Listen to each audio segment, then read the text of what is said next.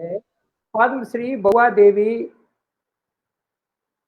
उन हजारों लाखों चित्रकारों में, दुनिया के चित्रकारों में एक है जो केवल मिथिला या मधुबनी चित्रकला के लिए नहीं जानी जाती है। इनकी चित्र शैली में कुछ ऐसे तत्व हैं जो केवल बउआ देवी में ही है, दुनिया के किसी कलाकार में नहीं है।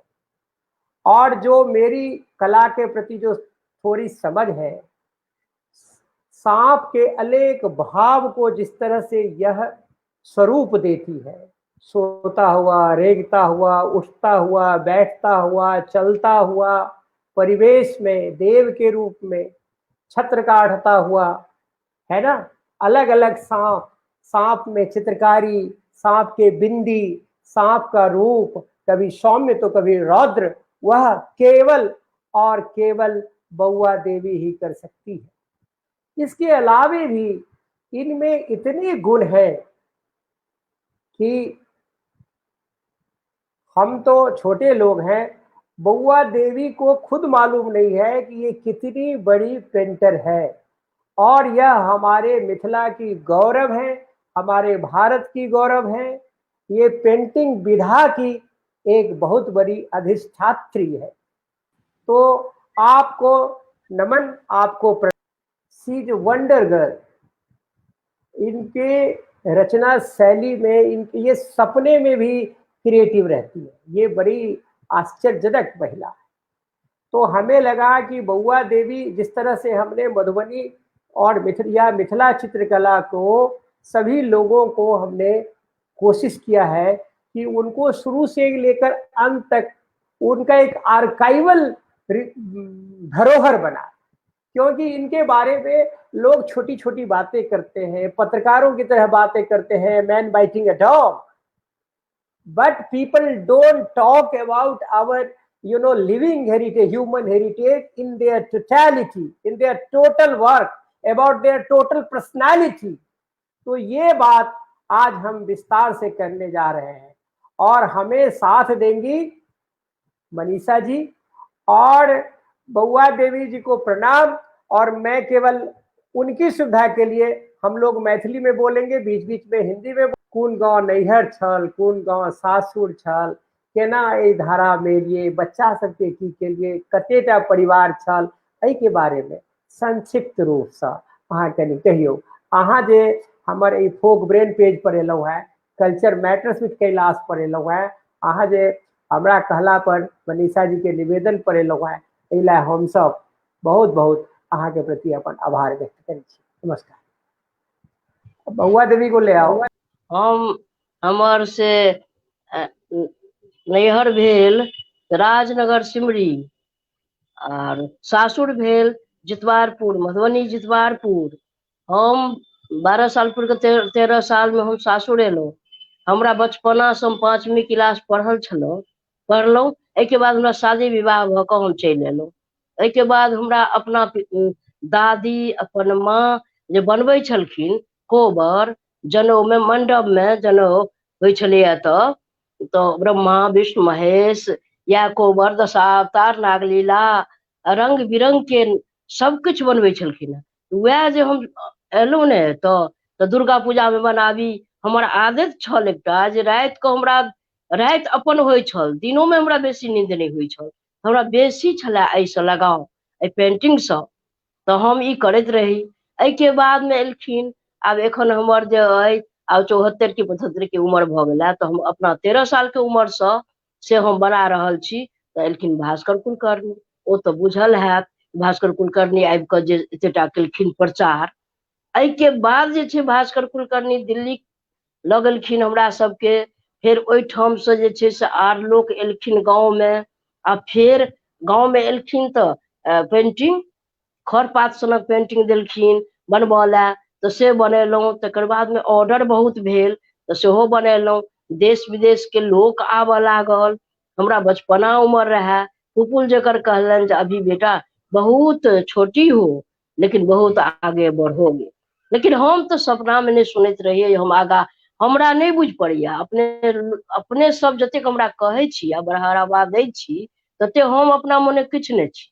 हम साधारण एकटा लेडीज छी आ हम अपन गरीब घर से जुड़ल छी, अपन काम पर ध्यान रखे छी। एखनो तक हम काम करै छी, बहुत ऑर्डर बहुत लिखे छी। देश विदेश हमरा बजेलक, या सिर्फ पेंटिंगे पर। पहिने नेशनल अवार्ड मिलल, एक बाद में जाकर से हमरा फ्रांस बजेलक, तहन जापान गेलहुँ हेँ, 11 बार जापान गेलहुँ हेँ, 2 बेर फ्रांस गेलहुँ हेँ, 2 बार स्पेन गेलहुँ हेँ, जर्मनी गेलहुँ हेँ, एहिके बाद मॉरिशस। तो एहि तरीका से जे अइ, तो हम पूरा फैमिली जे छी से हम इएह काज में किनको नौकरी चाकरी नहीं भेलनि, नहीं केलनि, अपन एही में सब गोटे लागल रहलहुँ। बड एहिमे मोन भरि कऽ अपन काज सब गोटे करै छथि, ऑर्डर रहैया। एहि समय से हम एहि विधि हम करैत रहै छी, बुझलहुँ। हमरा ज्यादा पैसा से कोनो नहि छलए, हमरा काम से छलए। हम तरह तरह के, जेना नाग पंचमी सावन महीना में होइ छै, तो हम बाल बसंत के कहानी बनबै छलहुँ हेँ। जेना कालिया दमन, ओना हम कालिया दमन के बनबै छलहुँ हेँ। एहिमे जाहिमे गाना अबै छै, आ जाहिमे दशावतार जाहिमे गाना अबै छै, ओना हमरा तऽ नहि ओतेक किताब धरऽ के फुर्सत नहि रहै छलए। हमरा से 5टा बेटी भेल, 2टा बेटा भेल, एकटा बेटी नहि छथि। आ ई सब आदमी जतेक छी से एहिसँ हमर बेटियो सबके इएह काज छनि। बेटियो सब, एकटा बेटी लंदन गेली, स्पेन गेली है, बेटा लंदन गेला है, बेटा फिर गेला है जर्मनी। एही काज में हम से लागल रहै छी। आर पूछू की कहब। हेलो। हमर ई कहू आर। पूछक अइ जे बेर बेर अहाँ जे साँप अतेक बनबै छियै, तो ओ प्रेरणा अहाँके कतयसँ भेटैए जे साँपके अतेक तरहके से अहाँ चित्रित करै छियै? मने ई प्रेरणा अहाँके कतयसँ? ओ जे हम सावन महीना में नाग पंचमी बनबै छियै कि ने, तो नाग पंचमी जे होइ छै, ओतयसँ शुरुआत जे होइ छै कहानी। एहिमे हमरा 55 58 पीस पेंटिंग अबै छै, आ रंग बिरंग के कहानी बनबैत में फिर हम कृष्ण से लऽ लै छी, जे ओ कोना कालिया दमन में ओ ओहिमे केलखिन जमुना जी में मर्दन। तऽ एहि सबसँ हमरा तरह तरह के हमरा माथ में ई बेसी नाग अबैया। और तो हम कहानी बहुत बनबै छियै ने। नाग के तऽ अबिते अइ, बड़का बड़का 2 साँप, बड़का बड़का जतेक कहानी अइ रंग बिरंग, सब नागक कहानी ज्यादा जनै छी। आ इम्हरो जे पेंटिंग से हमरा जतेक के अपना अबैया मन में, गीत नाद जते अबैया ताहिसँ निकालै छी। और इएह बात। हाँ, विषहारा छथिन, 5 बहिन विषहारा, बाल बसंत भाय, बासुकी राजा नाग, बासुकियन माय। ओकर एकटा छलैया कहानी, किया हम बनेलियै से कहै छी। हम बनबै छलियै अहिना। हमरा ओ रायमंड जे एला ओतयसँ, अमेरिकासँ, ओ हमरा कहलनि जे सावन महीना रहे, ई जे अहाँ हमरा बेटी हमर पूजैत रहे, ई कोन मंत्र अहाँ सब पढ़ै छियै? तऽ हम कहलियनि कि ई मंत्र के ई कहानी छै जे दीप दीप भारा जागू भारा, मोती मानी भरू घरा, नाग बढ़त नागिन बढ़त, नाग मुख अंश बढ़त, 5 बहिन विषहारा बढ़न, कोना मोना मामा बढ़न, आरी बारी मौसी बढ़न, बासुकी राजा बा बढ़न, बासुकियन माय बढ़न, जिनका प्रसादे सोना कोठारा में दूध भात खाय, अस्त मुनि अस्त। तऽ एकर मतलब की छै? तऽ हमसब जे छै सावन महीना में राति कऽ से हमसब ई पढ़ि कऽ सुतै छी। 15 दिन तऽ हेबे करैया, लेकिन जतबा काल बरसात के महीना रहै छै से पढ़ि कऽ सुतै छी। आ नाग पंचमी में सुनल जाइ छै ई कहानी, तही के हम कहानी बनबै छी। स्टार्ट होइया बासुकी राजा बाप, बासुकियन माय, एहिके बाद बाल बसंत भाय, 5 बहिन विषहारा, कोना मोना मामा, आरी बारी मौसी। तऽ एहि तरह से जे छै, हुनके प्रसाद से हम जे छी से एते आगाँ बढ़लहुँ हेँ। रायमनो पुछलनि जे अहाँ जे ई पढ़ै छी से अहाँके ओहिना हुनके जकाँ मनी होइया, अहाँके मनी प्राप्त होइया? हम कहलियै हेबे करत ने कहियो। तऽ एहि कहानी छै कनि ज्यादा बड़की टा के छै, जे किया एकर कहानी बनल, बाल बसंतक किया बनल छै। ओतेक टाइम अइ तऽ सुनाबी हम। थोड़े सुना। हिनकर कहानी छलनि जे बासुकी राजा बाप रहथिन, बासुकियन माय रहथिन। बेटा जे रहनि हुनकर बाल बसंत, से एक दिन माय के कहलखिन कि जे अहाँ कनि हमरा से कहू आज्ञा दिया जे हम जायब गाँव घूमऽ लए। तो माय कहलखिन कि जे नहीं भ सकैया, अहाँ जे जायब ने तो अहाँके लोक मारि देत ओहिठाम, अहाँ भयंकर छी कि ने, साँप जाइत तो भयंकर लगे छै, लोक मारऽ लगे छै, खेहारऽ लगे छै। ओ कहलखिन नहीं हमरा नहीं मारत क्यों नहीं, हम अहाँ बच्चा छी तो हमरा नहीं मारत। तो ठीक छै तहन जाओ। तो विदा भेला, जाइत जाइत जाइत जाइत ओ जंगल में जे रहैत रहैत ताहि ठाम से जाइत जाइत जाइत गाँव में गेला। गाँव में जहाँ गेला तहाँ लोक सब जे छै, बच्चा लोक लड़का लोक सब हुनका लाठी लऽ कऽ सिखारऽ लगलनि जे से नहीं तो साँप एलो मार। ओ की केलनि तऽ एक गोटे रहथिन एकटा लेडीज, हुनका लग में जाके ओ थारी लोटा मौजैत रहथिन, हुनका लग में चलि गेलै। तो बर्तन जे रखे छै लोक अढ़िया में, ओहि लऽ कऽ झाँपि देलखिन, ढकि देलखिन। ओ जे ढकि देलखिन, सब जे एलै हिनका मारऽ कहलखिन कि जे हमरा से अहाँ से हमरा लग नहीं एला है क्यों नहीं, तो नहीं अहाँ झाँपि देलियै, अहीं रखलहुँ हैं तो नहीं, कतहु कहलकनि ओ नहीं खोललखिन।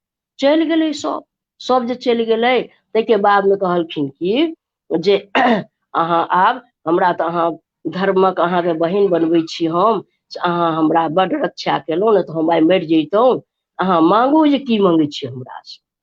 कहलखिन ठीक छै हम की मांगब, किछु नहि मंगै छी अहाँसँ, हमरा नैहर नहीं, हमरा गाँव में क्यों ने पिताजी माँ नहीं, से हम चाहैत छी जे हमरा नैहर से अहाँ भाय बनि जाय, आ अहाँ हमरा अहाँके जतऽ घर अइ से हमरा लऽ जाय, हमरा नैहर काम भऽ जाय। कहलखिन ठीक छै हम जाइ छी ओहिठाम से। आ माय बाप हिनकर चिंतित रहथिन हिनकर बाल बच्चन तक। ई फेर एहिठाम से गेलखिन तऽ ओहिठाम जाकऽ माय तो बाप कहलखिन कि हम तो मना करै छलहुँ हैं, अहाँ बचि कऽ एलहुँ कहुना, तऽ हाँ तो अच्छा आओ पैर धो कि अहाँ खाना खाओ। तो कहलखिन हम खाना नहीं खायब एखन, हमरा से जतबा काल अहाँ सत्य नहीं करब ततबा काल हम नहीं खाना पीना खायब, अहाँ सत्य करू। कहलखिन हमरा अहाँके कोन सत्य, अहाँ तो हमर बेटा छी, अहाँ कहू ने। एक नहीं सत्य करू अहाँ, तो एक सत्य दोसर सत्य जे नहीं करै से कुंड नरक में खसै। ते जमाना के वचन तो झूठ नहीं होइ छलैया। कहलखिन ठीक छै बाजू आब की बात।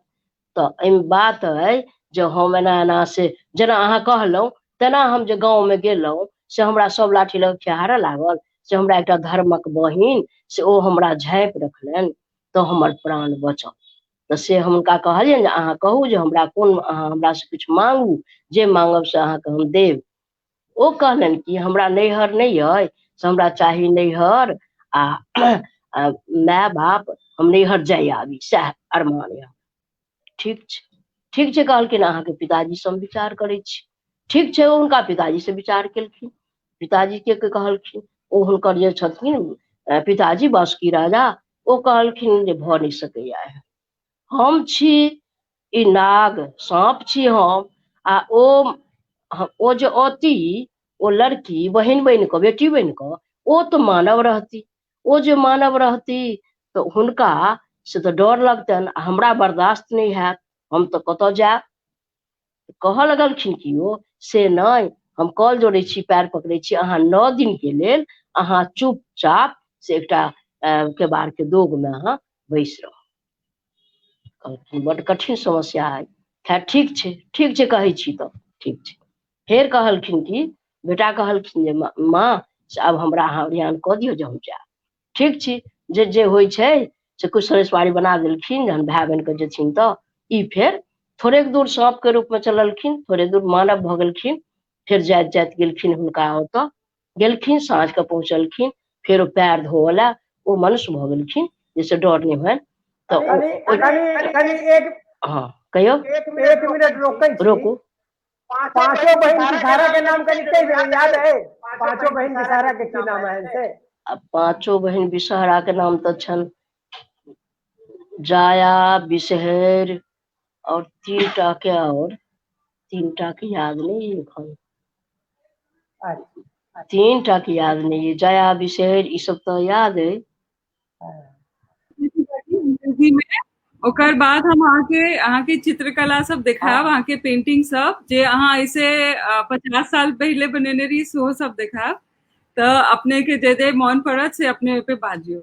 हम कनिक अंग्रेजी में एखन बाजै छी।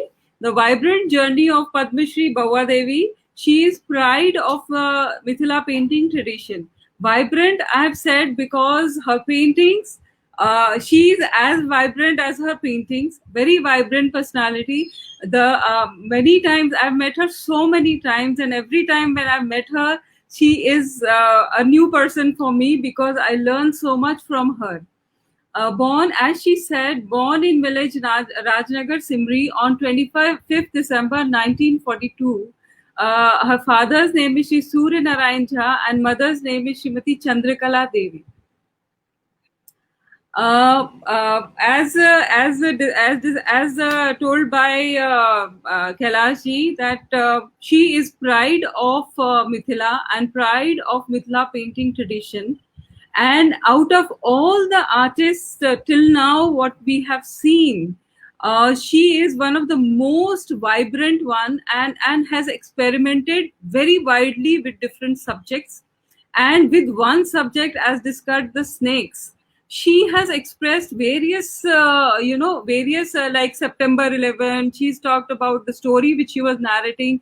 So all the aspects, when I had interviewed her last 5 years back, and she said that, and today also she said that, she got recognition, money, and everything because of the snakes, Bisari Puja se. So she is one of the most world-renowned artists of Mithila painting tradition. And as Kailash ji rightly said, that she does not know how famous she is actually. So I will very briefly take you to her awards and recognitions. ताकि हम आहाँ के जे awards सब भेटल हम से सब देखा रहल छी. This is she receiving the Padma Shri Award by Honorable President Shri Pranab Mukherjee in 2017. Bhava Devi ji has there's a big list of accolades which she has won and brought pride for India and for Bihar. She got National Award in 1984. Then she got award from, as she said, she's traveled to Japan. The only Mithila museum is in Japan, and she has traveled there 11 times. And she has a very big contribution in making of that museum. And she was given an award by the government of Japan in 1994, then award from government of Haryana in 1996. And as I said, in Padma Shri 2017, she was the first Mithila artist to receive international recognition after her painting was selected to be shown in a very international show called 100 Magicians. This was in Paris in 1989. So in fact, the only two Indian artists were selected, and she was one of them. Another was Jivya Sommasheji. Here, Bhava Devi ji is receiving award from her national award from Honorable President Shri Ramaswamy Venkatramanan. And as you can see, she right now she is. It's an honor to be with her in any dais, and you can see her in a book inauguration in Patna in Bihar with Shri Ramnath Kovind ji. And this is the most, very proud moment for Mithila painting when her painting was presented by Honorable Prime Minister Shri Narendra Modi ji to the mayor of Mr. Stephen Scotus from Germany. Bhava Devi, I think she is one of the only Mithila painters who has been. I don't know. I mean, she does not know that she has made more than, I think, hundreds and hundreds of paintings, which are part of many museums, very prestigious museums of the world. And she has actually worked with all the leading curators, collectors of the world, not only India, all over the world. And that is the beauty of her art. And she was one of the most spontaneous artists of last so many decades in the Mithila painting tradition. Her paintings are in collection of the Mithila Museum, Japan, Berkeley Art Museum, the Asian Art Museum, Philadelphia Museum of Art, Oberlin College, Synthesis University, University of Florida, Denver Art Museum, Craft Museum, New Delhi, Calico Museum, Ahmedabad, Seattle Art Museum, USA, Devi Art Foundation, Kanoria Center of Art, Ahmedabad, in the Museum of France, Paris, and so many others museums in the world. And these are some of the selected exhibitions, which she was one of the most prominent featured artists, like the Magicians of the Earth in Paris, in France, in 1989. Then Bhawa Devi and the Art of Mithila, there was a show called in the Berkeley Art Museum, California. Then the Vernacular in Contemporary, Part 1 and Part 2, which was part of Devi Art Foundation in Delhi. Then Women's Painting from the Land of Sita, this was in the Seattle Art Museum. Then she has been featured several times in the India Art Fair. So I think this was a very breaking, I think she broke that monotony where in India Art Fair only contemporary artists were participating, and she was one of the first folk artists to be shown in India Art Fair along with Chanu Devi.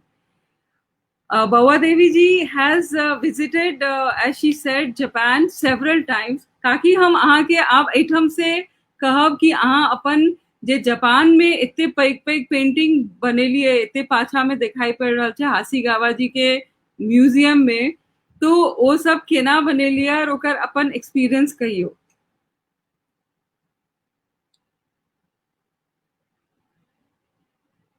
अहाँ सुन रहल छियै काकी?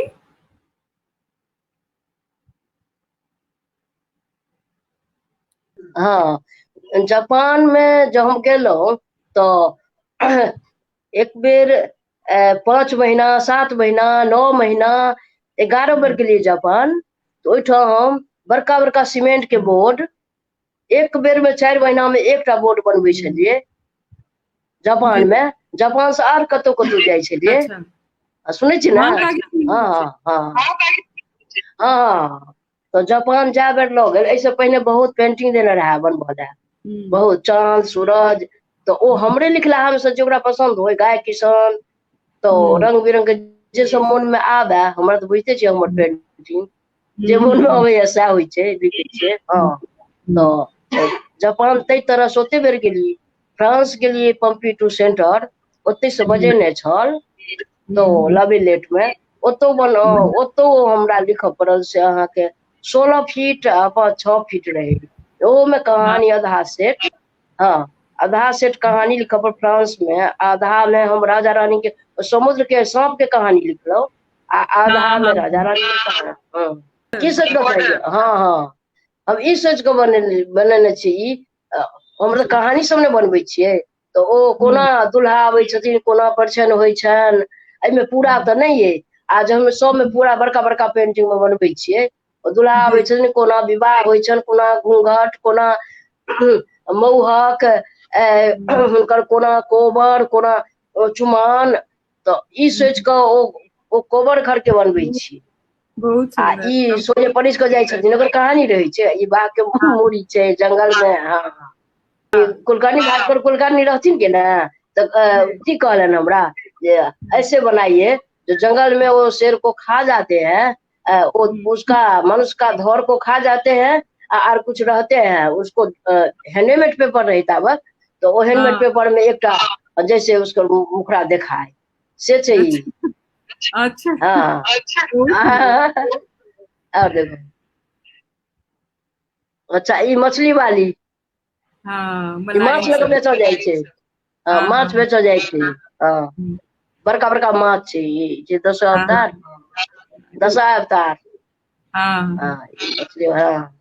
ई भेल 10 अवतार। रामाने कहने रहत। बेसी हमरा ऑर्डर तो बेसी वएह दै छलखिन है कि ना। एक टाइम कोनो में 80 पीस, कोनो में 55, कोनो में कतेक बहुत कहानी ने हुनकर हम लिख चुकलिए। बहुत सुंदर। हाँ हाँ ई काली कहिया लिखल बाप रे मोनो नहीं बौआ जे कतेक दिन पहले लिखने छियै ओइ समय में ना। हमरा मोनो ना आबै।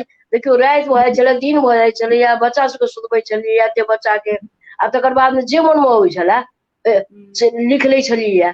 एहि रंग के काली माई हमरा मन में आयल। सोचे नहीं छलियै खराब हेतै कि नीक हेतै से सब नहीं। अपना मोने लोग कहितो छलैया जे ई खाली मोड़ा मोड़ी लिखे छै कोना एकरा एते जाइ छै तऽ हमरा पास ओते काज करऽ के टाइम होइता तखन ने नागे कन्या लिखे छलियै कखनो कोनो रंग कखनो कोनो रंग अपना मोने से ओ नीक लगतै कि बेजा लगतै नहि बुझै छलियै से एक बेर के ने से हम एकटा लिखऽ लगलियै सूरज ओ कागज छिटक गेलै ओहि मुंह में ठोक तोप दऽ देलियै ओ केओ विदेशी एलै ओ विदेशी जे एलखिन से जे हमरा ओ काट कऽ लाज के मारे राखि देलियै ओ विदेशी कहलकै नहि ओ लाइए ओ जानि कऽ हमरा बड्ड लाज भऽ गेल मोन में हाँ ओ की केलखिन ओ लऽ गेलखिन फोटो खींच कऽ आ दोसर बेर एलखिन तऽ सबके ओटीपी ताहि दिन में तऽ नहि रहै घर तर में लोक के ओ देखा देलखिन स्कूल पर तऽ तहिना लिखै छलियै ठेकान जते मोन जते लिखने छी तते मोनो नहि हैत जी जी जी ई एहिमे एकटा चीज कि पहिलुका अहाँके जे पेंटिंग सब रहै ओहिमे ओतबे काज रहै छलैया ताहि दुआरे ओ लाल रंग आर कनि रहै छलैया डीप ओहि समय केओ कहै छलै जे हरियर उड़ि जाइ छै रंग हरियर नहि बचै छै तऽ कनि कम करै छलियै हरियर के रंग कनि कम कऽ दै छलियै तऽ ई कोन रंग पहिने हाँ कनवास के रंग तऽ अलग है आ जेना हम जापान तक बोर्ड तक लिखलहुँ हैं तऽ इएह रंग है सिंदूर कलर वएह ओ कारी वाला लेम्प सुसु वाला वएह पात के चूड़ कऽ नेचुरल सबमे गेरू मिलाउ सबमे गोंद सबमे हमर कार अथी हरियर रहैया डीप ताहिमे गेरू मिलाउ फेर हाँ गोंद तऽ सबमे दैते छलियै कनि कारी मिला दै छलियै कनि पियर मिला दै छलियै कनि बुल्लू तऽ ओन रंग भऽ जाइ छलैया एहि हिसाब से जे छै ओ रंग बनबै छलियै बहुत सुंदर जापान में अहाँके नहीं दोसर रंग पड़लै वएह रंग पड़लै आ एहिठाम आब कनभास में हम बाजार वाला रंग लगबै छियै आ पहिने जे बनबै छलियै हाँ पेंटिंग में ई रंग लगै छलियै अपना बना कऽ ओ जेना होय तेना पिपरक छाल सँ अपराजित फूल सँ जे तरीका सँ हाँ ओहि समय के ई कहानी अब हमरा मोनो नहि हैत रैमन के ततेक रैमन लिखौने छलखिन कि ने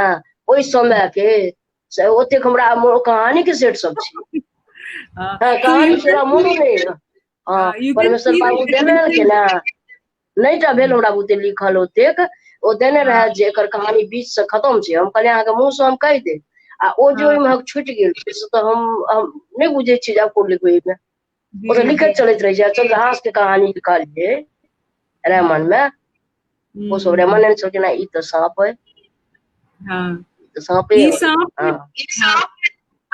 ई सांप के बाद सुते कहानी कहाँ बुझलखिन तऽ रैमन के बुझल छलनि सबटा लिखल छलनि डेविड के तऽ बुझल नहीं छलनि जहिया से डेविड एलखिन है से हुनका हमरा ओतेक ने भेंट अइ आ ने ओते हमरा बातचीत अइ आ ने हमरा कागज से बेसी संपर्क नहीं छनि हुनका हाँ ई यादे कहानी बोला बासुकी नाग जे जा रहल छथिन ओ आधा कहानी जे कहने छथिन बासुकी नाग जब जा रहल छथिन जे छोड़बे नहीं ओ जे माथ पर दीपक जरा जरा दै छलखिन है जे ओ बेटी से कालक छै रास्ता के बहुत सुंदर यो वएह छै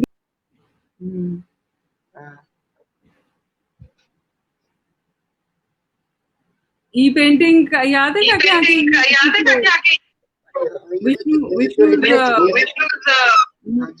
मत्स्य अवतार हाँ जी हाँ इहो की सब लिखित रहिए जे मन में आयल जाए बुझलहुँ वो लिखने जाए हाँ गनक्वायर साहब ई पेंटिंग याद है लिखने हैं कहियो अर्धनारेश्वर है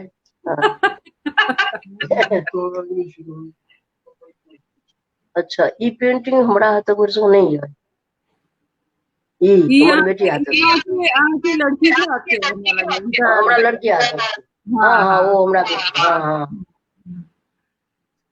ई दुनू पेंटिंग करै छियै आ बेटी सब तऽ बेटियो सब करते छै बहुत दिन से बुझा जात से हमर अलग रहे छै ना आ हमर बेटी सब ओहिसँ कने छट छूट रहे छै नहीं ओ कियो कियो नकलो करै छथि आ कियो कियो अपन दोसरो तरह के बना लै छथि बेटी सब जे छथि से कियो आनो रंग के बना लै छथि बड़की बेटी जे छथि से ओहने बनबै छथि हमरा एकटा बात कहू पेंटिंग बनबऽ के लेल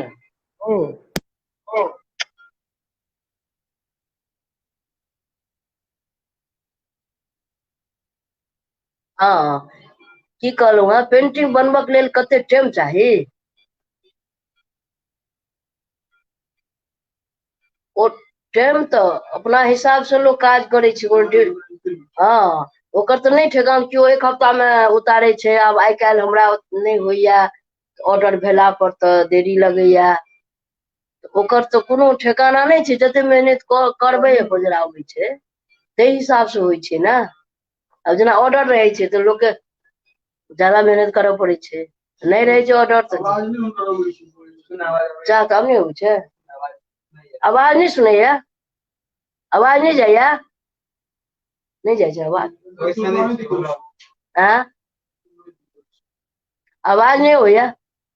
आवाज आबैया काकी? हाँ कहू एकटा लड़की हमरा ओतऽ कते दिन तक नहीं अबैया। ओकरा तो हमरा तो अपना लड़की सबके तो अपन ओ देखलकै सिखलकै भऽ गेलै, अपना अपना ओतऽ रहै छै। आ दोसरो लड़की जो होते तो ओकरा जेहन दिमाग रहते, कम से कम जो कुछ बहुत तेज लड़की रहते तो 1 महीना तो लगे जेते। कते महीना? ककरो 1 महीना लागि जेतै, ककरो बेसी दिन लागि जेतै। तो हमर जते हमरा आबैया तते तो नहीं ओकरा आबि जेतै, कुछ कुछ आबि जेतै। सब देखियो ओ सीखऽ वाला बात जे छै से हम सब तो बताए देलहुं हैं जे हमरा सबके परंपरागत से होइ छै। धैर ओ जे सीख अपना मोन से जे अबै छै। आब तो हर जगह सबक फोटो फाटो नक्शा देख के लिखे छै से, आ अपना मोन से लिखे छै से तकर दोसर मतलब छै, महत्व छै तकर। सही बात छै कि ना? ककरो नक्शा के लिखे छै ओहन तो देख लेने छै ना, आ अपना मन से ओकरा परेशानी तहन नहीं होइ छै। हाँ से ठीक कहै छै काकी। हाँ हमरा से पूछे के रहे काकी, अहाँ जते पेंटिंग बनेलिए ओमे खाली ब्रश यूज के लिए, कलम नहीं यूज के लिए, से बात सही है? हम जे पेंटिंग बनेलिए से कहै छी? हाँ जे अहाँ जते पेंटिंग नहीं, हम बनेलिए बांस के कलम से बना चुकल ये जापान तक के, हम बोर्ड बनेलिए है। खत्म हो गए। हाँ अभी तो है ना फोटो। हाँ नहीं देखो कितना है।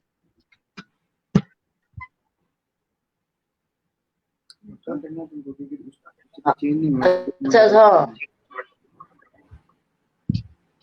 बुझलो, थोड़े दिन पहले बनेलिए हम से ओ कटकी से, कमची के कटकी से ओ तीसी तीसी मौसी तोसी के अंगना में रहे छले जो तै के डांट से बनेलिए। एके बाद में हम से ओ कमची वाला कटकी से रुई ल के हम भरलिए, आ जापान में तहिना भरलिए। आ तकर बाद होइत होइत जे हम ई कलम जे लिखै छी ओ नीम वाला, ओइ ल के भरलिए कुर्बानी सब हमर आवाज क्लियर आबि रहल है? हमर आवाज अब क्लियर आबि रहल है?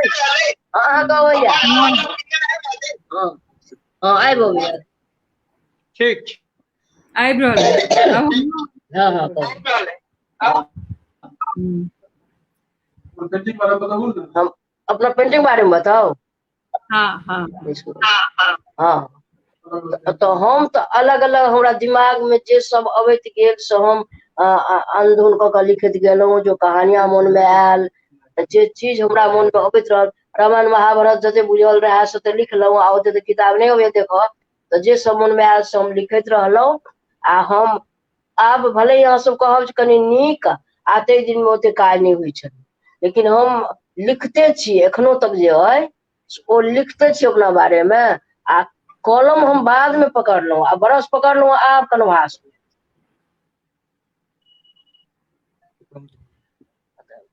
अहाँ ककरा से सिखलिए?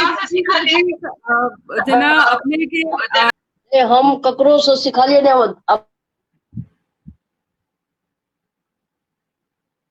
हाँ कहियो काकी सुनै छी। नहीं she has been disconnected. She herself has disconnected herself. Maybe some problem in meanwhile you can speak. Yeah, because I would say that about her work, that she is one of the most vibrant artists, and the kind of painting which she has done is very different from the other artists of Jitwarpur village. Because for the viewers, I will say that the two villages when Bhaskar Kulkarni ji went to Mithila, and Oh, he went yeah. to these two main villages, Jitwarpur and Rati. And in Jitwarpur, he encouraged artists to do colored paintings. So there were 4 or 5 painters Hello? who are the most prominent artists. हाँ काकी सुनाई छिए? तो हम अपने के सुनाई पड़े यार? कुछ कोई थी तब बोले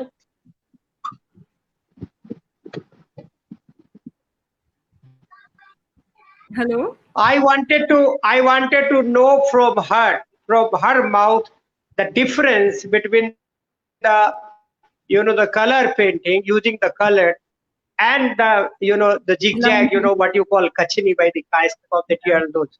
What is the difference? And up to what extent Brahmin women did this, and up to what women, the you give and take kind of thing. कि ब्राह्मण औरतों ने कितना लिया और caste औरतों ने कितना लिया, and what was the assimilation between the two, that thing. Meanwhile, if she's not there, if you can narrate this thing for our the viewers, that would be a great thing. You got my point? That's what I was saying. I should not say the two schools, but I should say the two fashions started. Yeah, one was one was the line drawing and second was the color drawing. Yeah, please. Because the two streams, or I would say school only, because these were the two techniques through which Mithila painting started. So how can you name technique as a school? I can say that because this whole village, they just did colored painting. So that is one technique of expressing Mithila painting. And this is because the promoter Bhaskar Kulkarni ji, when he saw that maximum artists could use, because the reason is that on the wall this was very vibrantly done in color. So when the paper was given to them, the first instinct was to do color painting. So that's how colored painting started on the paper. And then there were few artists who were very good, who used to do outline, because I always say that Mithila painting is a collective tradition where one person used to sing song, one person used to give hope on the center to start a kobar, other person used to fill colors, and one person who knew drawing, she would draw. So what the training program was, they segregated artists to do who were very good in line drawing. That's what I want to know from them, that why she didn't pick up line drawing, instead why she picked up just color drawing.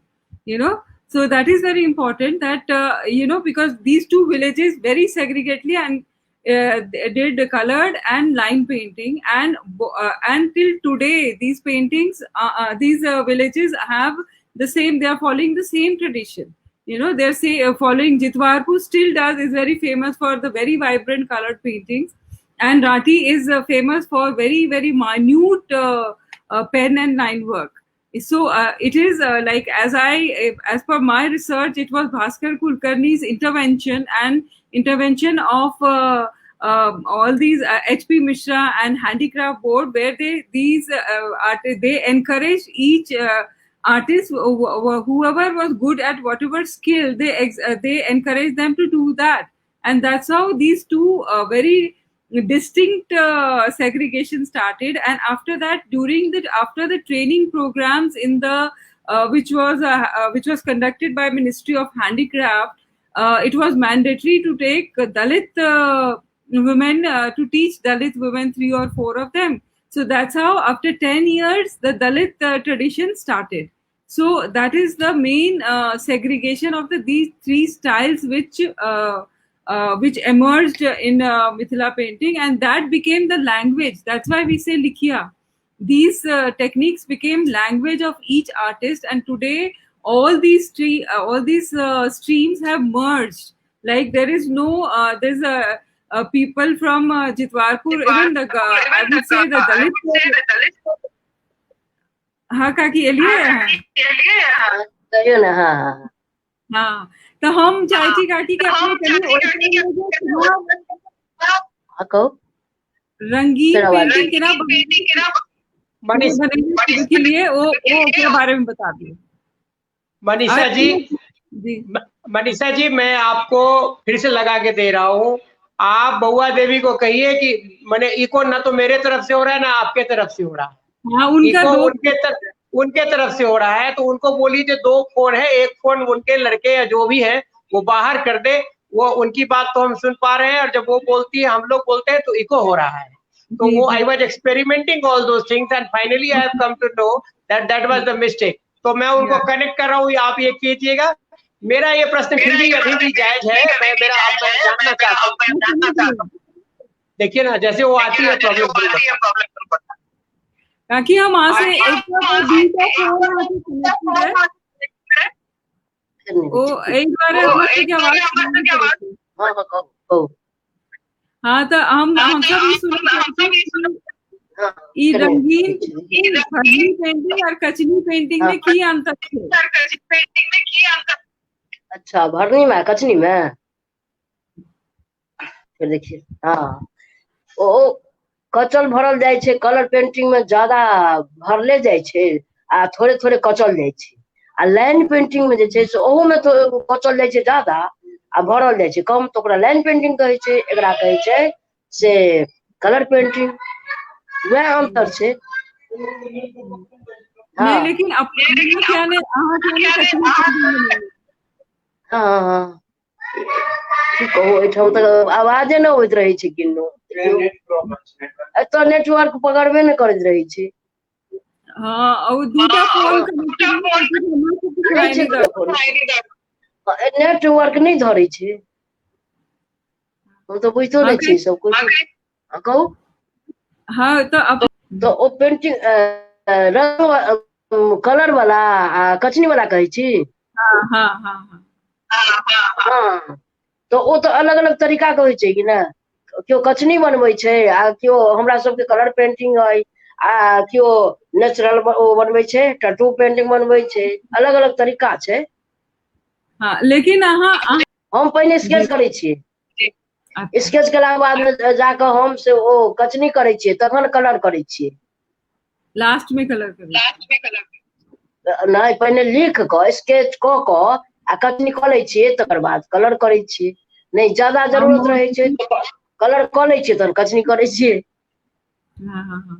तो दुनू करै छै जेना हाँ कहो कचल जाय छै ना, पेंटिंग में देखे नहीं छी कतो कतो कचल आ बेसी कलर रहे छै। हमरा बेसी कलर रहैया। हमरा पूछे खास हाँ सबके कोनो दिशा देखेने रहे। हाँ तखन हमरा ओ कसीदा नहीं करे छियै, से सब बनेने रहिए पर महादेव बनेने रहिए, फूल सब बनेने रहिए, काली माई बनेने रही, से रहा कसीदा करते रहे, ते के लिखने रही। अच्छा अच्छा फिर पेंटिंग केना करे लगा?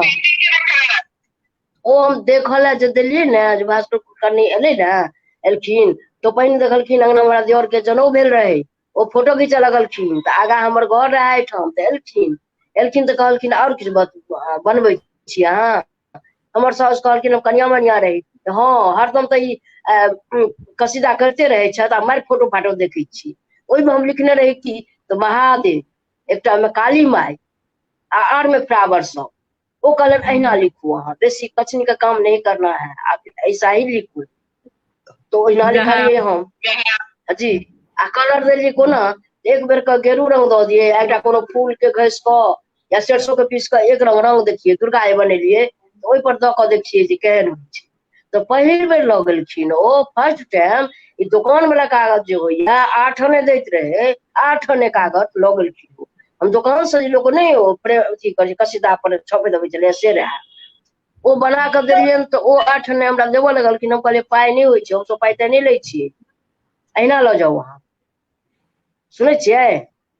जी सुन रहे थे। हाँ जी हाँ तो ओ पहिने हम ओ दुकान वाला कागज पर लिख के हुनका ओ देलियन, तकर बाद में से ओ फेर चलि गेलखिन दिल्ली। आ दिल्ली गेलखिन तो घास घूस के कागज होइ छै, जेना लगे भूसी तूसी के बनायल छै, ओहन कागज अनलखिन हैंडमेड। कहलखिन आब अहाँ बनाओ एहि पर।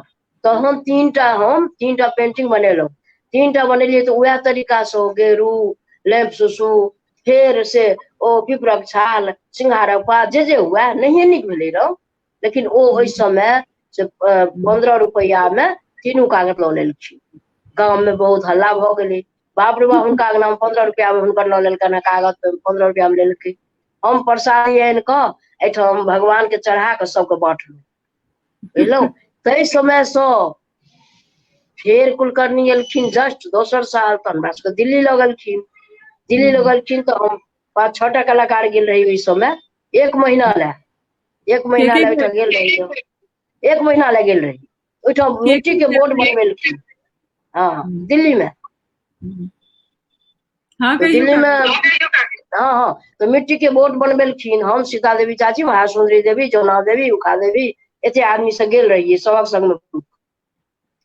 फेर ओहि बेर 1 महीना पर आबि गेलहुँ। ओहि समय हम सब एते पाइ कतऽ से देखतियै, 20 रुपया रोज हमरा सबके भेल रहे। ओहिठाम से 900 रुपया बनल, तो 900 रुपया लऽ कऽ घर पर एलहुँ, बहुत पाइ भेल। तो गाम पर एलहुँ। ओहि समय से फेर दोसर साल एलखिन कुलकर्णी जी, एहि तरह से हमरा ऑर्डर देलनि। थोड़े बहुत एक बेर बहुत अहाँके कार्ड के ऑर्डर देलनि। कालिया दमन कृष्ण भगवान के कदम के पेड़ से निकलल से एकटा मेही मेही फूल लिखे छलियै गाछ, ओहि पर कृष्ण, तो से सब जे लिखलियै, तो फेर हमरा बहुते ऑर्डर देलखिन।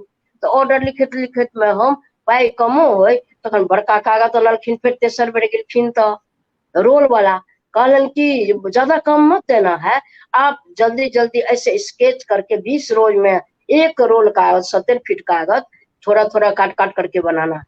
ओ बनेलहुँ हम। फिर ओ लगलखिन। ताहि के बाद में जाकर जे छै से ओहि समय तक हमरा तहन फेर नहीं, तहन हम नहीं गेलहुँ 1-2 साल। एहि के बाद में से हम घरे पर बनबऽ लगलहुँ। 8 रुपए 10 रुपए कागज जे गेलै, हम दाम नहीं कही। जखन एलखिन है रायमन, तखन हमरा कागज के 20 रुपया ओ बनेलखिन है। हम नहीं कहलियै हमरा अहाँ एते पाइ दिअ नहीं दिअ।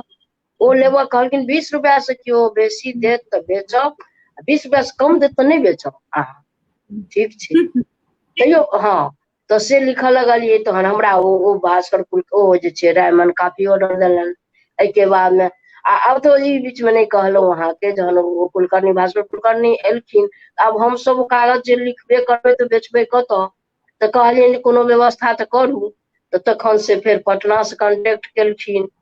फिर पटना उपेंद्र महारथी ओ एलखिन, उद्घाटन भेलै, किराया पर लेल गेलै मधुबनी में ऑफिस, एच.पी. मिश्रा से सब रहलखिन। मारि ओहिठाम भगवती के गीत सब भेलै, पार्टीशन के भेलै 400-500 सबटा। तो ओहि समय से फिर ऑफिस बनि गेलै। तो हमरा हुनके थ्रू फिर पटना से ऑर्डर आबऽ लागल। एक बार हैंडमेड कागज के उपेंद्र महारथी देलखिन 115 कागज के ऑर्डर, 10 रुपए ओ हम पूरा साल लिखैत रहियै। एहि तरह से लिखैत लिखैत तहन भी ओ कागज लगलखिन। ताहि के अनुसार ओतऽ हमरा बजेलक। ताहि के बाद में जाकर से अहाँ रायमन एलन तो ओ तो लए गेला बहुत बहुत, लेकिन हमरा कतेक बेर लऽ चाहला ओ। एक बेर में से ओ माँ जी गौरी मिश्रा समस्या भऽ गेलै, नहीं गेलखिन। पासपोर्ट बनल, दिन मंजूरी भेल, एग्जीबिशन लागल अमेरिका में, शिकागो में, नहीं जा सकलहुँ। ताहि के बाद जापान जे रहऽ लगलियै काफी टाइम भऽ गेलै। ओतौ बड फोन करै छलखिन हैं, टेलीग्राम करै छलखिन हैं। तो ओ कहै छलनि नहीं हमरा ओतऽ अइ। आब जापान में तो वएह छै जे एक गेलहुँ, आब जतऽ निगहता ओके में गेलहुँ तऽ ओहिठाम से और कतहु तो नाम नहीं जनै छियै, कतेक ठाम गेलहुँ। एक बेर में 10-10 बेर हवाई जहाज से गेलहुँ। पाइ तो थोड़े दै छलै, लेकिन हम ओहिठाम काज में कमी नहीं होइ छलैया। काज जे होइ छलै तऽ धीरे 4 महीना में कहै छलै एकटा वोट, वएह ओहिठाम जे लिखलहुँ। कहलक जे कम से कम ततेक बेर आयब जे 4टा गाय किसान, 4टा सूर्य ग्रहण, 4टा चांद, बड़का पेंटिंग, 4टा से अहाँके सांप, बड़का बड़का सांप, ओ सब हेवी कहै छै ओकरा, से बड़का बड़का से। तो ई सब 4टा के लिखते लिखते और शिवलिंग और कालिया दमन कृष्णा जे सब होइत गेल से लिखैत गेलहुँ। काफी टाइम हमर ओतैये भऽ गेल। तखन फ्रांस गेलहुँ हेँ तऽ ओहिठाम बोर्ड चिप लिखऽ पड़ल, देवाल राम सीता वनवास से लिखलहुँ। तखन बाद स्पेन गेलहुँ हेँ, स्पेनो में लिखलहुँ हेँ। बड़ी संख्या अहिना कऽ कऽ गाम पर हम बहुते कागज सब ओहि समय सब मोन में अबैत गेल हमरा। ओ देख टेम्पो नहि, रामायण महाभारत ओते नहीं अबैया, देख देख कऽ लिखब तऽ हैत नहीं। कैलेंडरो ने हमरा घर में एकोटा अइ, कैलेंडरो से हमरा होइया ने टीवी देखब फुर्सत ने मोबाइल चलबऽ अबैया, किछु नहीं। तो हम तो सीधा एक कलाकारी के लग रहलहुँ, कोनो अपना बच्चा सबके सम्हारैत, अपना नीमक रोटी में जे भगवान देत ताहिमे अपन काज में लागल रहलहुँ। ई सपना में नहीं सुनलियै कहिया हमरा नेशनल अवार्ड भेटत कि कोन अवार्ड भेटत, नामो ने जनैत रही बात सब। भेटल तो ठीक, आर पूछू की कहै छी।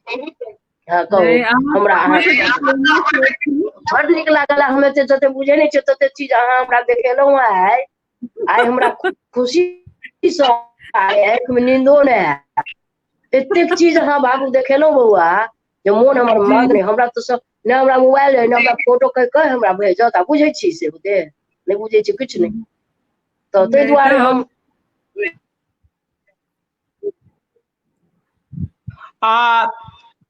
जी मनीषा जी, आप उनको पूछिए कि वो बहुत अच्छा गीत गाती है, तो वो एक गीत गाए और फिर उनके बात को हम आगे बढ़ाएंगे, क्योंकि हम उनको लगातार पूछे जा रहे हैं। तो एक तो किसी को बोलिए कि उनको पानी उनी पिला दे, और फिर उनको बोलिए गीत गाएं, और फिर हम प्रश्न कैलाश जी कहै छै तऽ एकटा गीत गाबै ले।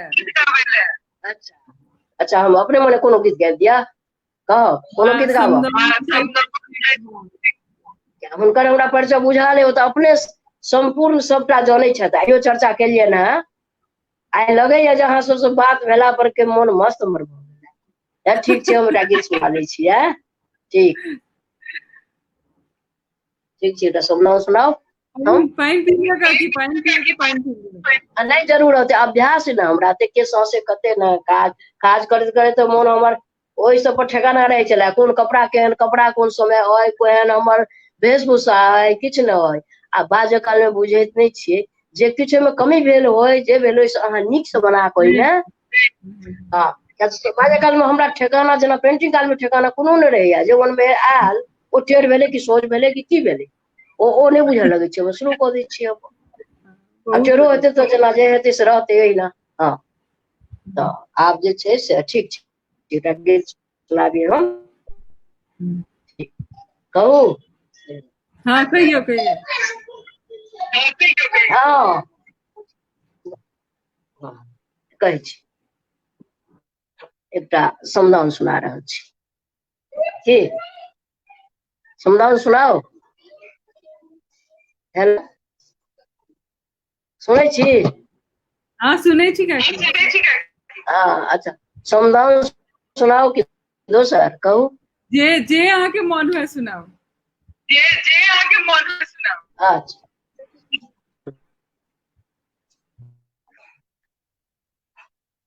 समदाउन सुनै छी।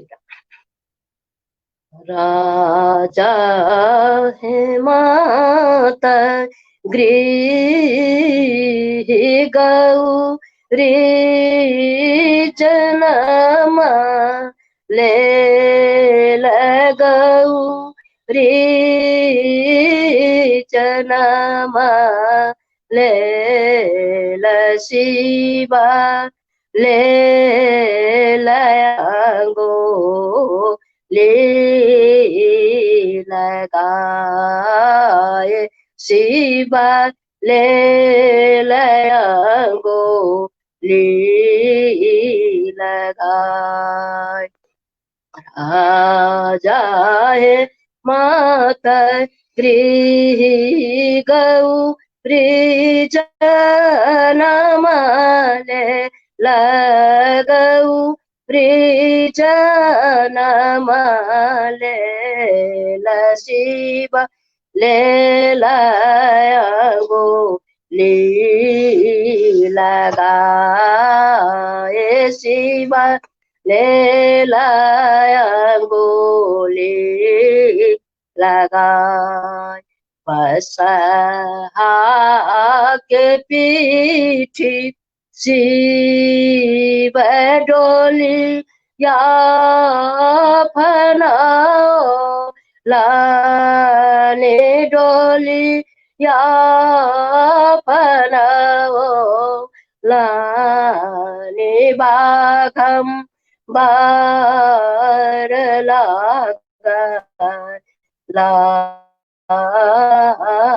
ओहार बाघम बार लाग ला ओहार बसहा के पीठ शिव डोली या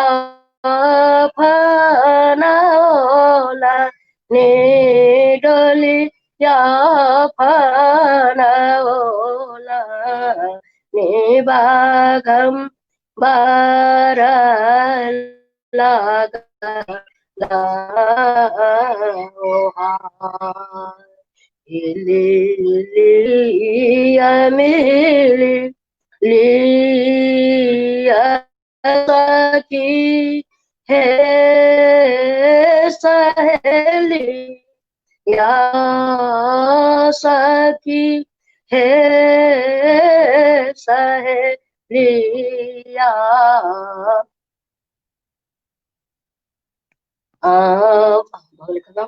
अब गौरी भेली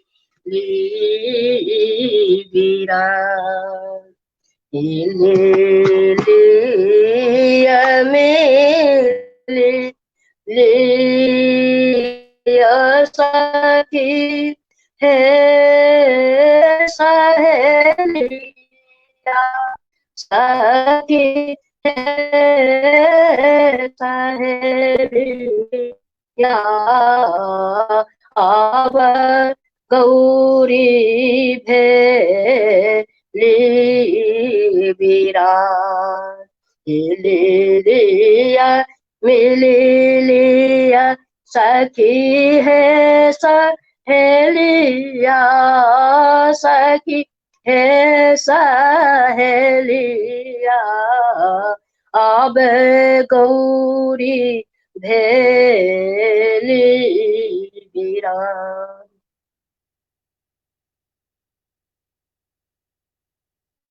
सुने सुने छी कि नहीं? हाँ नहीं सुनाया? सुनै छी सुनै छी?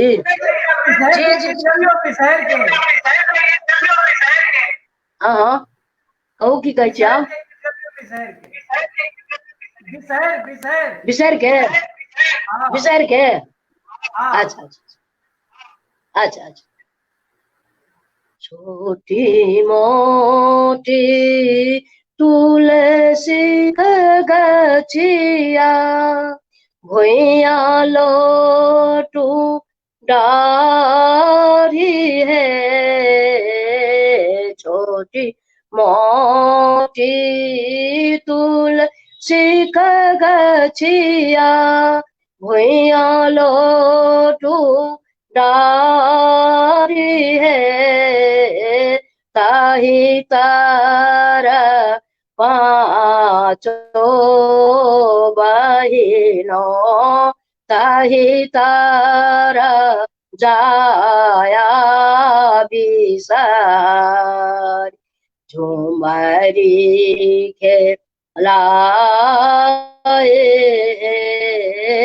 ताही तारा जाया बिसहारे झुमरी खेलाए झुमरी खेलते बिसहार टूटल प्रेमल हार झुमरी खेलते मैया टूटल गृह मोहार ताहिल पाँचो बहिनों रोदन पसार है ताहि ले जाया विसहरी रोदन पसार है जोने का नो जो ने जो विसहरी माये ओ अधियो प्रात है मैया ओ अधियो प्रात है मैया लागत बाजार है आहु सऊती महार देव बन बाए आहु सऊती महार देव बन बाए पहिरी ओरी ये विसहरी गहबर ठार है पहिरियो रिये विसहर गहबर ठार है सूरज का ज्योति है मैया सूरज का ज्योति है मैया मलिना भाई जत सूरज का ज्योति है मैया मलिना भाई जात है। जय माँ विषहारा काल का विषहारा जय प्रणाम प्रणाम भगे सुने छी ना बहुत बढ़िया। हाँ अच्छा तनिक रुक रुक अबे आवाज तो कलर के बारे में पूछ रहल छी ना जी कलर के बारे में पूछे छी जी जी हाँ तो ओ हमर सबके जे कोबर घर जे बने छै ना तो ओ कोबर घर में से अहाँ के सब रंग कारी नहीं पड़े छै आ सब रंग पड़े छै लाल गुलाबी हरियर पियर सबटा आ कास्ट लोकन के हुनकर दोसर हुनको सबके कोबर में आब होइ छै कचनी वाला सिंदूर के पुड़िया में आब उनकर व्यवहार दोसर छन आ हमर सबक छै ब्राह्मणक व्यवहार दोसर आ हरिजन के छै टैटू पेंटिंग गोदना वाला हाँ आ देवाल पर लिखल जाय छै गेरू पेंटिंग तो सब में एते छै गेरू मिला मिला के हेबे करै छै देवाल में गेरू वाला आबै छै हमरो सब तो क्यों लिख सकैया या सब हमर सब तरीका दोसर छै Manisha, you want to ask her anything because she's not in a position to that mind, रुक रुक होइ छै ना हाँ ताहि दुआरे बड़ी दिक्कत भऽ रहल कहियो You can हुआ ask. हाँ ठीक हाँ हम तो अहाँके हाँ अलग तो कहू बने के ने जे टॉपिक पे बने रुक रुक जाओ यहाँ हाँ कहू सब हाँ ओकरा बारे में हम पूछे थे अहाँ के पोर्टफोलियो का टॉपिक है वही से लेकिन अहाँ जो दर्शलिए वो बहुत तरह से तो ओ ओकरा बारे में हम पूछे के कि अहाँ जिस अलग अलग टॉपिक सब रे ओई में नया नया सब्जेक्ट बनेंगे देखिए हम आगे बहुत तरह के पेंटिंग देखने की अलग अलग तरह के ज्यादा लोग था हाँ हाँ एखन एखन हाँ, तो पहिलका एकदम अलग छै। पहिलका पेंटिंग से एखन ज्यादा पहिलका तो में ओते काम नहीं रहे छलै। आब जे छै ने आबक पेंटिंग में ज्यादा देखबै, बेसी बेसी चमको देखैत हेबै आ बेसी जे छै हाँ से काज देखैत हेबै आ कलर रंग अलग भऽ रंग गेलै अलग ने। भऽ गेलै। हाँ हाँ, हाँ हाँ ओ रंग कनवास सब में देखबै यहाँ डीप कलर आ जे हमरा बड़का बड़का पेंटिंग जेना ओ छेड़ छेड़ वाला सब लिखे छलियै तो धीरे धीरे ओकरो सब बेसी जाना लगलियै तो बेसी देवऽ लगलियै। हाँ नया नया भेलै नया बात प्रयोग सब। शुरू में। हाँ हम देवी आर्ट में देखलियै कि अहाँ पहिल बेर कारी हाँ। कागज के ओ की कहलखिन जे हम उज्जर पर नहीं लेब, उनका छलनि ई बाल बसंत वाला नाग नागिन वाला लेबऽ के। ओ कहलखिन कलर ओ कारी पर लिखू, उज्जर से लिखू आ ओकर कलर करू। कतबो कहलियै जे हम तो उज्जर पर लिखै छी, ओ जोर कहलखिन नहीं हुनका कारी पर लेबऽ के रहनि, तें हमरा मजबूरी कारी पर लिखऽ पड़ल। हुनकर कपड़ो पर जे कनभासो देलखिन बाद में, वो कहलखिन कि भास्कर कुलकर्णी कोना कोना अहाँ गाम एला, कोना कोना ओ बनेलियै अहाँ कारिये पर लिखू। हम भास्कर कुलकर्णी के कहानी सेहो लिखने रहियै कारिये पर, उनका कारिये चीज पसंद छलनि, ताहि दुआरे हमरा कहलनि जे नहीं हमरा बहुत खोज कऽ कऽ ओ हम बहुत दिन से नहीं भेटै छलियनि हुनका, तो खोज कऽ कहलनि हमरा कारिये पसंद है, हमरा कारिये पर लिखू। कनि हमरा तरफ दूत लागल थोड़े कारी पर लिखऽ में परेशानी, ओहि पर कलर थोड़ा सेहो देवऽ में कारी से ओकरा पोतऽ पड़ल पेंटिंग के, एहि पर से उज्जर से लिखऽ पड़ल। ओते दू रंग देखलियै। अच्छा ओ कहलनि हम वएह कलर के लेब। और तो हम तऽ ई हाँ ई बनै छै कए बेर काज आर्टिस्ट जते बेर आर्टिस्ट सब रहै छथिन कए बेर जे कीमत के हिसाब से काज करऽ पड़ै छै, ओहिसे कुछ नया तरह के पेंटिंग आबै छै एहन छै। हाँ हाँ जे रुकि कऽ अबै छै आवाज जी। हाँ रुक आवाज अबैया तो हाँ कहू तो फिर।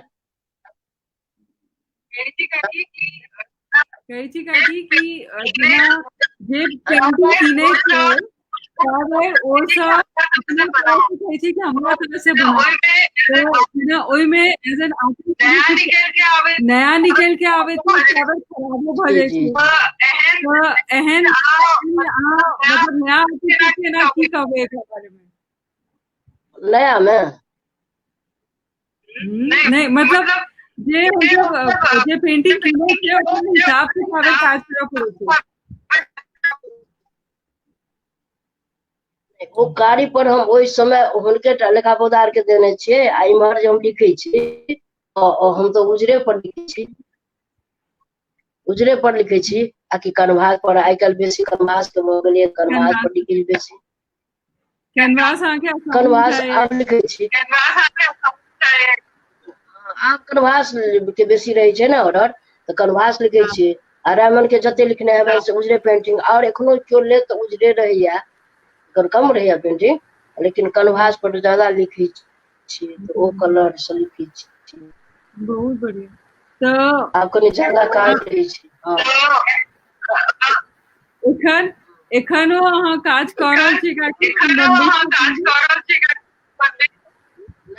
ऑर्डर रहै छै तऽ काज करै छियै कि काज करै छियै।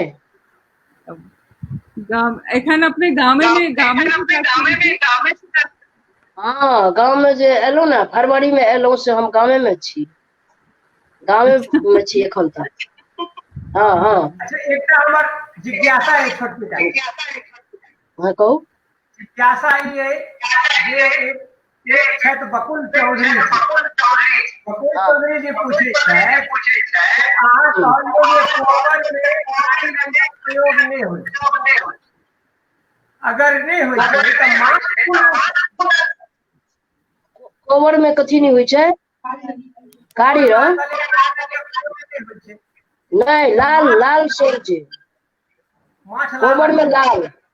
हाँ लाल लाल ओ कोबर में लाल से होइ छै, हरियर लाल से कोबर बने छे।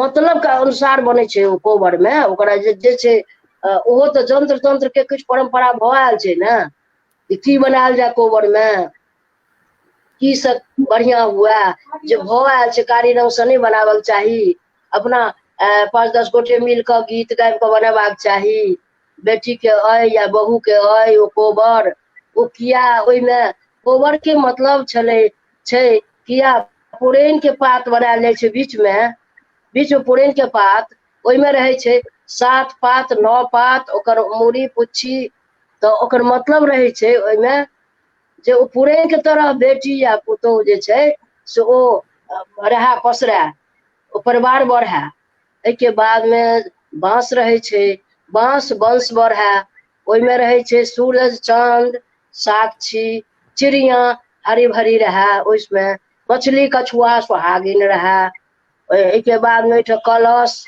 बातलक पातिल जान डाला गौरी ई सब रहे छे मतलब से कोनो चीज ओइ में रहे छे नवग्रह तो ओइ कोबर के से छे माने मतलब तो ओ कोबर त्या बनायल जाय छे लाले रंग से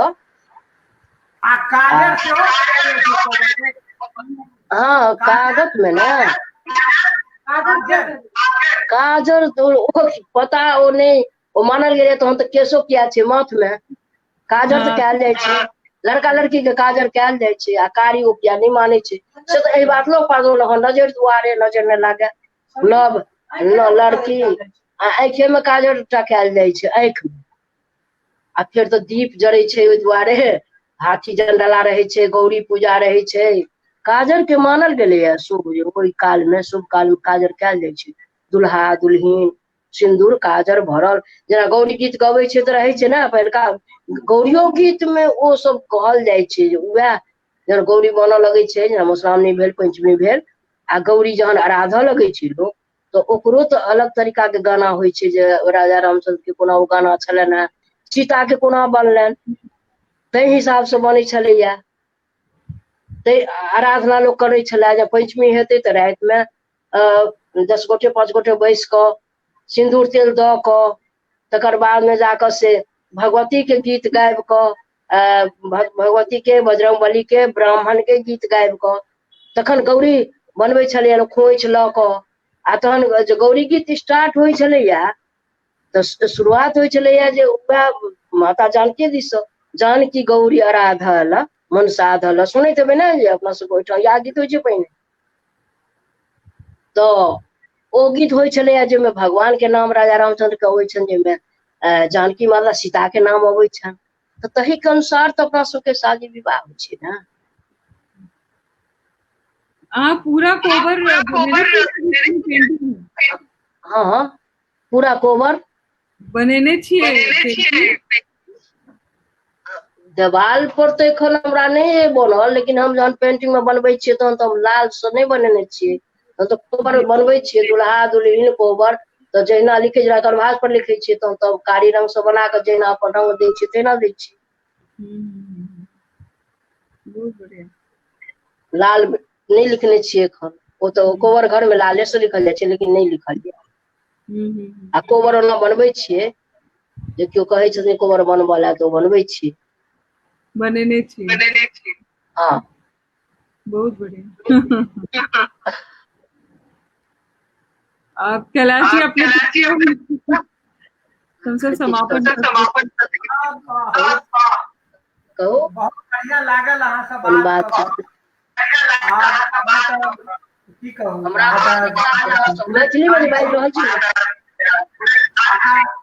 हिंदी तो बाजियो ना हमरा बुझते छी अहाँके गीत गाबऽ के क्षमता अहाँके रंग विधान अहाँके पेंटिंग सब किछु जे छै से हमरा मिथिले के नहीं अहाँ भारतक गौरव अहाँ बौआ देवी छी कियाकि अहाँ बौआ देवी छी अहाँ तोहर समान तोहरे माधव आहा केवल अहीं से कहा जा सके। हम सब अहाँ सामने में अल्पज्ञ थी, ज्ञान नहीं, लेकिन हमर सौभाग्य अहाँ संगे दू चार बेर हमरा गप भेल और ई मंच पर दोसर बेर हम सब और सौभाग्य जे दुनू बेर मनीषा संगे इहो एकटा अथी छै। मधुबनी पेंटिंग और मिथिला पेंटिंग जो है यह समग्र कला है, समग्रता से देखने की जरूरत है। ये फैक्ट्री की कला नहीं है, ये मजदूरों की कला नहीं, कलाकारों की कला है, ये लोक कलाकारों की कला है। इसमें लोक समाहित है, लोक का ज्ञान समाहित है, इसमें पर ये बताया जाता है कहाँ क्या करना है, किसको लेना है, किसको नहीं लेना है। कोहबर में काला रंग का ही करना, लेकिन आँख को काला ही बनाएंगे, मछली बनाए जाते। जब कोहबर की बात कर रहा था, दो पंक्ति मेरे दिमाग में घूमर रहे थे। मेहनत काजर मुख के पान, मेहनत काजर मुख के पान,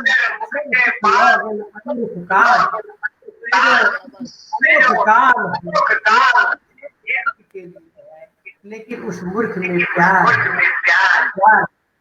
है पति जो विदेशिया से बाहर गया हुआ, तो क्या कह रही है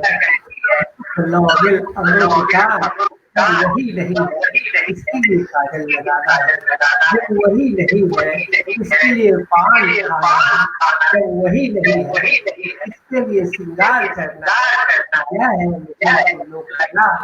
और मैं मनीषा से सहमत हूँ कि मैं केवल मधुबनी और मिथिला लोक कला की बात नहीं करता, किसी भी कला को करें। मध्य प्रदेश, गुजरात के लोग पेंटिंग करते हैं, तो पेंटिंग करने वाले को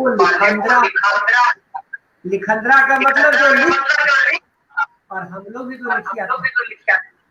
तो यह मैं हमेशा कहता हूँ कि यह जो लोक कला है ये पैरेलल लिटरेसी, जिस तरह से हम अल्फाबेट करते हैं या ए से लेकर जेड तक, उसी तरह मिथिला पेंटिंग में भी यह अल्फाबेट जिसको बहुत ही गंभीरता से जरूरत है। फूल चौधरी आपकी समस्या को समझ रहा है, टेक्निकल फॉल्ट है जिसको हम ठीक नहीं पढ़ पा रहे हैं। टेक्नोलॉजी फॉरगेट मी,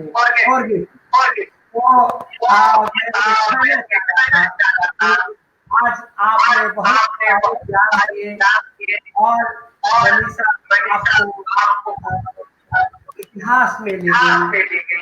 जब आपने वो क्षण जिसके साथ बढ़ती रही उस सारे क्षण में हमें बहुत कुछ सिखाया और हम सीखते गए। उन्होंने सिखाया और हम सीखते गए। ये सिखाना और सीखते जाने की जो परंपरा है, वह परंपरा बहुत खूबसूरत परंपरा है। आपसे बहुत कुछ सीखने का मौका मिला। और जो एक चीज हमने आपसे सीखा, मैं एक चीज मिथिला के लोगों को कहना चाहता हूँ। मेरे बहुत सारे मित्र ये कह देते हैं कि ये जो मधुश्रावणी है ये मैथिल ब्राह्मण और कर्ण कास्ट का पर्व है। यह बिल्कुल गलत है। मधुश्रावणी एक ऐसा पर्व का नाम है जिसमें ब्राह्मण और कर्ण कास्ट की औरतें छोटे तथाकथित छोटे और निम्न जात के औरतों के महानता को स्वीकार करती है। बाला लखनदर बनिया का बेटा था, चांदू सौदागर बनिया था, उसकी जो बेटी थी जिसके साथ बाला लखेंद्र की शादी हुई थी, वह बनिया की बेटी थी। उसने जब रास्ते में चलते चलते धोबिन को देखा था, धोबिन ने उसको सुहाग वापस दिलाए। बिहुला बिहुला। तो इस तरह से आप देखें तो यह है ग्रेट ट्रेडिशन लिटिल ट्रेडिशंस को स्वीकार करता है। ब्राह्मण इस बात को, मनसा जो है वह छोटे लोगों की देवता है, वह लड़ती है कि मुझे ब्राह्मण भी स्वीकार करे, और मनसा देवी सबकी पूजित हो जाती है। जब ये मैंने जान के इनको कहा था कि आप बस बिसहरी का गीत गाइए, आप लोगों ने देखा कि बिसहरी के गीत में कितना अनुराग पूर्वक, कितना राग से वो बिसहरी को मानवीय संवेदनाओं से जोड़ रहे। जिस तरह से सुंदर नारी अपने आप को सुंदर बनाती है, वह बहुत ही भावोत्तेजक अवस्था में, सौंदर्य की अवस्था में, कामोत्तेजक अवस्था में चलती है। बिसहरी कुछ ऐसा ही एक्टिंग कर रही है। बिसहरी को भय से मुक्त किया गया है, उसको सुंदरता की प्रतिमूर्ति बनी गई है। नाग बरत, नागिन बरत, 5 बहन बिसौड़ा बरत, खोना मोनी पीसी बरत, मैंने आशावरी पीसी बरत, बास्की राजा नाग बरत। ये परंपरा है कि हम अकेले नहीं जीना चाहते, हम प्रकृति के साथ जीना चाहते हैं। हम चाहते हैं कि सांप की भी वंशवृद्धि हो, जिस तरह से सांप बढ़े उस तरह से हम भी बढ़े। इसलिए आप हमारी रक्षा कीजिए, और रक्षा नहीं कीजिएगा तो खबरदार, हमारे पास आस्तिक मुनि भी है। अंत में आस्तिक मुनि, आस्तिक मुनि, आस्तिक मुनि, आस्तिक पुतली वो गरुड़ पर चढ़ के आएगा, मोर पे चढ़ के आएगा, आपको खा जाएगा। आस्तिक मुनि, गरुड़ गरुड़ गरुड़, एक साथ जो परंपरा है अपने लोगों को समेट लेता है, अपने लोगों को साथ लाता है। और ये जो परंपरा को समेटने का, साथ लाने की जो एक व्यवस्था है, उसी की नाम परंपरा है। और उस परंपरा से निकली हुई जो कला है, उसी का नाम मधुबनी या मिथिला कला है।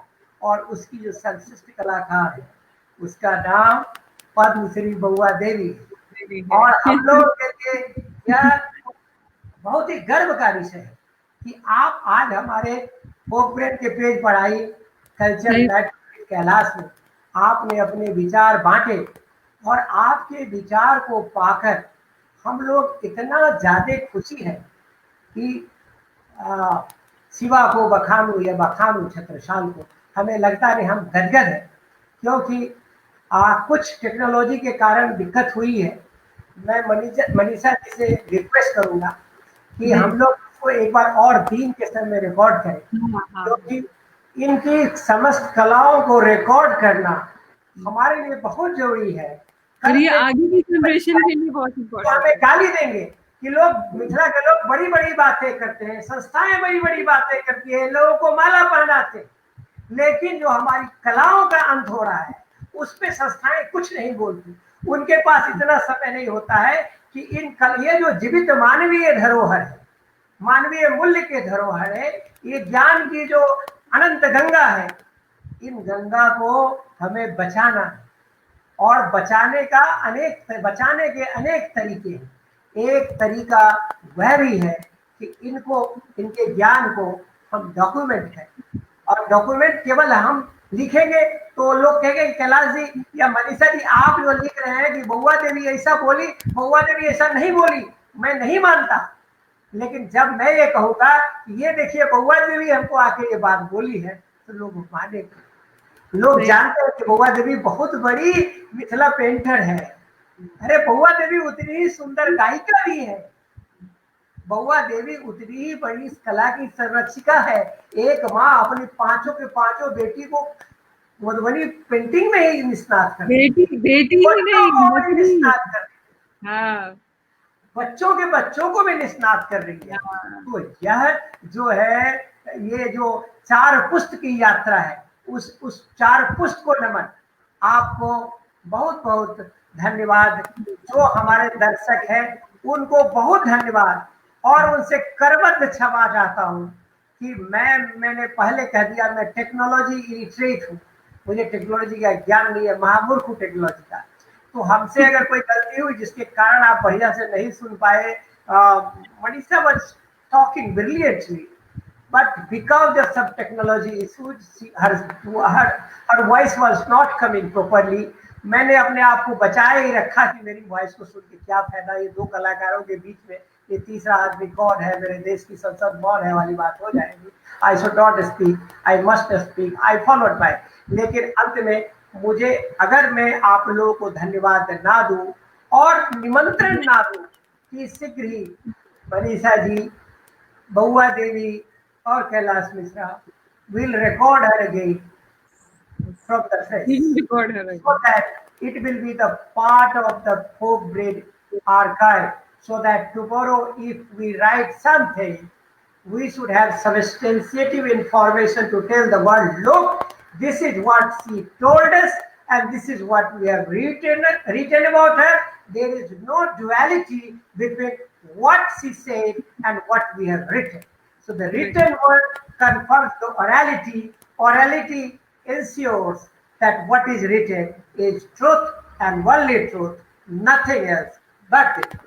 इसी के साथ आपको, बहुआ देवी को एक बार पुनः शरण वंदन. धन्यवाद काकी, बहुत बहुत मनीषा जी धन्यवाद. को बहुत सारा आशीर्वाद.